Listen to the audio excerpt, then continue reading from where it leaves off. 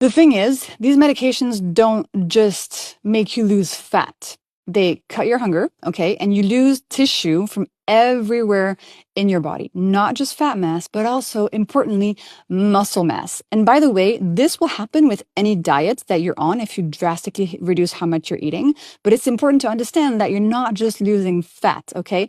The studies say that up to 30% of the weight lost actually comes from your muscle. And you might feel like, oh, well, I don't care. Well, you should care, because once you stop taking these medications, if you gain the weight back, which is happening in a lot of cases, in most cases actually. What does it say here in the study? It says 1 year after withdrawal of one of these drugs, participants regained 2/3 of their prior weight loss. And this is from one of the manufacturers of these medications.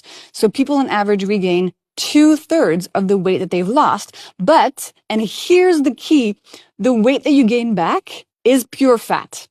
So you might end up in a situation where you've lost a lot of weight, you've lost fat and muscle, and then you just regain fat. So you end up in a situation where you just lost a bunch of muscle and now you have all this fat mass, which is not very healthy. We need muscle for longevity. We need muscle to stay healthy, to help our metabolism, to ward off diseases. Having muscle mass is really, really, really important.